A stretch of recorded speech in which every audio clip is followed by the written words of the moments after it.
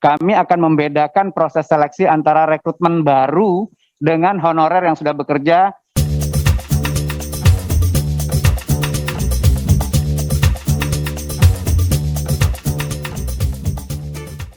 Baik, terima kasih. Karena itulah kami memahami ada dinamika di lapangan yang tidak bisa kita tutup mata. Itulah sebabnya mengapa 2022 ini kami melakukan terobosan-terobosan untuk rekrutmen pimpinan. Yang pertama tadi, memberikan kesempatan kepada Kementerian Kesehatan untuk menentukan formasi secara nasional. Jadi yang selama ini diusulkan oleh Pemda-Pemda sekarang diberikan kesempatan kepada Kementerian Kesehatan. Yang kedua, memberikan ruang kepada Kementerian Kesehatan untuk memverifikasi datanya. Jadi kami menyerahkan kewenangan itu ke Kementerian Kesehatan dan ini sudah berproses pimpinan. Dan kemudian apapun yang disampaikan oleh Kementerian Kesehatan kami akan sampaikan kepada Kementerian Keuangan untuk dilihat kemungkinan tersedia anggarannya. Dari situlah baru nanti kami tetapkan formasi untuk 2022. Jadi kita masih ada 2 tahun, 2022 dan 2023. Nah, terkait dengan terobosan yang kedua adalah proses seleksi. Ini juga tadi ditanyakan.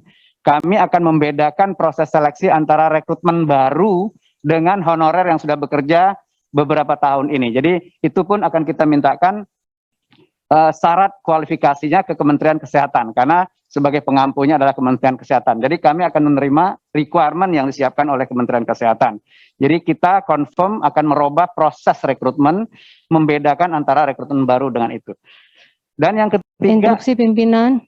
Ya, Bu Ratu silakan. Ya, izin Pak Alex, kalau saya, ya tadi untuk proses seleksinya ini kan ada 2 kan, yang baru dan yang honorer. Nah yang saya pertanyakan, gimana bagi mereka yang sudah bekerja lebih dari 5 tahun, ternyata di tengah jalan kontrak mereka diputus gitu kan. Contohnya dari tahun 2008 sampai 2019 mereka punya SK, punya kontrak, tapi di 2020 sampai saat ini mereka nggak punya SK. Gimana mereka? Apakah diberikan ruang mereka juga turut serta atau bagaimana? Mohon ada jalan keluarnya. Terima kasih. Terima kasih Ibu. Termasuk itu kami serahkan kepada kawan-kawan di Kementerian Kesehatan yang tahu kebutuhannya dan tahu betul apakah orang ini sudah bekerja sekian lama atau tidak. Jadi nanti verifikasinya oleh Kementerian Kesehatan. Interupsi pimpinan, ya. Ya, silakan. Jadi, saya mau mempertegas. Jadi gini, sudah pasti mereka punya SK.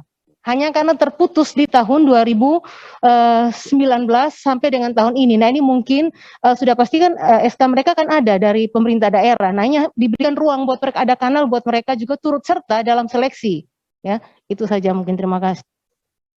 Dilanjut Pak. Baik, terima kasih Ibu. Itu yang sudah kita diskusikan. Dan terobosan ketiga adalah mengenai penempatan.